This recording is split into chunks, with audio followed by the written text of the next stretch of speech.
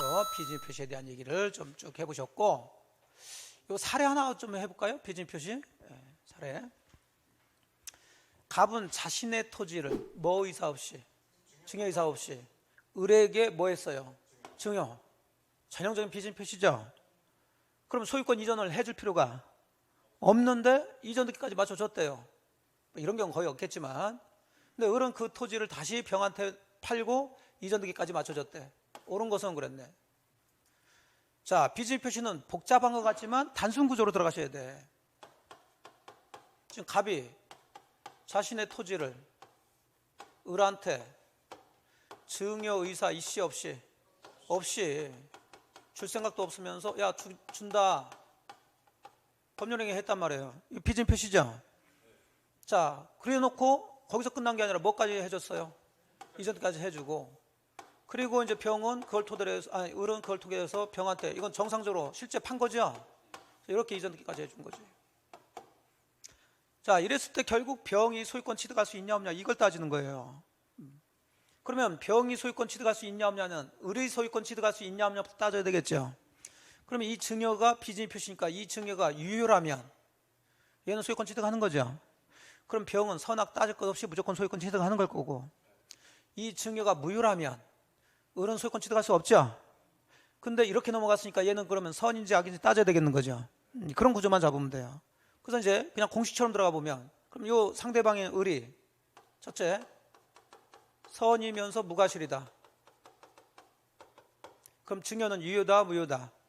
유효니까 을은 소유권 취득한다 못한다? 취득하죠. 자, 그렇다면 을이 선이 무과실 얘기가 나온다면 병은 선 악을 따진다 따지지 않는다? 따지지 않고 소유권 취득하는 거죠.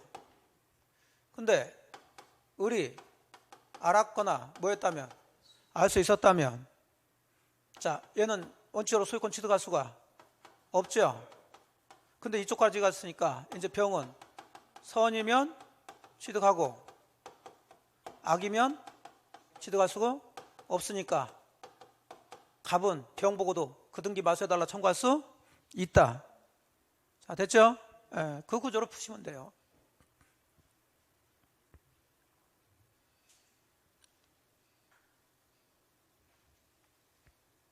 자, 그러면 이제 써진 대로 가서 대입하시면 되지. 갑과 을의 증여계약은 비즈니 표시이므로, 비즈니 표시까지는 맞아. 무효임이 원칙이 아니죠. 유효가 원칙이죠. 예. 그 다음에 2번 을이 선이라면 그 과실 유무를 묻지 않고 그랬어. 그럼 을은 상대방이죠. 상대방이 보호되려면 선이 무과실해야 된다고 그랬죠. 근데 얘는 선이면서 과실 유무를 묻지 않고 그랬으니까 을이 소유권 취득하지는 않지. 무과실까지 돼야 소유권 취득하는 거죠. 선이라도 과실이 있다면 취득할 수 없는 거죠. 됐죠? 2번 을이 뭐라면, 선이 무과실을 하면, 자, 그럼 을은 소유권 취득했고, 그럼 병은 악이라도 소유권 취득한다. 오케이. 자, 3번이 옳은 얘기가 되겠죠.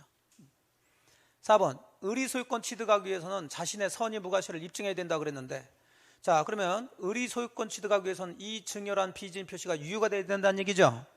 그럼 얘가 유효를 주장한다는 얘기죠. 유효를 주장한 사람이 입증할 이유가 없고, 무효를 주장한 사람이 상대방 을이 알았거나 알 수 있었다는 것을 증명을 해줘야 되겠지. 그래서 이제 찾아오려고 그러는 거죠. 틀렸고. 5번 을이 선인데 과실이 있더라. 자, 그러면 이쪽에 들어가는 거죠. 그러면 을은 소유권 취득할 수 없어. 그럼 병은 선이면 소유권 취득할 수 있는 거지. 악이면 안 되지만. 자, 되셨어요. 요거 가지고 들어가시면 된다. 자, 그 다음에 이제 또 비정상적인 의사표시 중에 가장 많이 나온 통정의 표시죠. 7번 통정의 표시 틀린 것은, 그냥 이제 이건 문장으로 들어가는 거죠. 이론이죠. 통정의 표시로서 무효인 법률행위라도 채권자 취소권 대상이 될 수 있다. 이중매매에서는 될 수 없다. 2번 통정의 표시에 대해서 제3자가 악이라는 사실에 대한 주장 입증은, 당연히 제3자가 악일 때는 무효를 가지고 주장 대항할 수 있으니까 무효를 뭐한 사람이, 주장한 사람이 입증 책임을 지겠죠. 3번 통정의 표시를 무효로 대항할 수 없는 제3자에 해당한지 여부 판단할 때 파산 관제인 제3자 맞죠? 자, 근데 이 사람은 파산 채권자 일부만 선이라면 파산 관제인은 선이 제3자에 해당돼요, 안 돼요? 해당되지. 전부가 악의일 때 악의가 돼버리니까. 그래서 3번이 틀렸어요. 4번은 동일인에 대한 대출액 한도 제한을 회피하기 위해서 요 비진입 표시나 허위 표시에서 대출 얘기 나오면 명의대여 해준 거예요. 그럼 기본적으로 명의대여는 비진입 표시나 허위 표시에 해당된다, 안 된다? 안 돼요. 명의대여 해준 사람이 대출 다 갚아야 돼. 지가 돈을 쓰지 않았다 하더라도. 근데 딱 유일하게 통정허위 표시로서 무효가 되는 게 하나가 있다고 그랬어요. 그렇죠. 양해죠. 결국은 양해 합의된 게 그게 통정허위 표시니까 금융기관도 이를 양해해가지고 지금 실제로 돈을 빌리지 않는 사람 명의로 돈을 대출해 줬다는 거지. 자, 이것은 무효가 되죠. 그러니까 이 과정과 비슷한 게 뭐가 없으면, 양해가 없으면 통정허위 표시다 아니다. 아니에요. 자, 8번 문제에서 은행이 동일인 여신한도 제한을 회피하기 위해서 어쩌고 저쩌고, 이것도 당연히 명의대여죠. 자, 여기 쭉 읽어보시면 양해가 있어요, 없어요? 없어. 그럼 통정허위 표시다 아니다.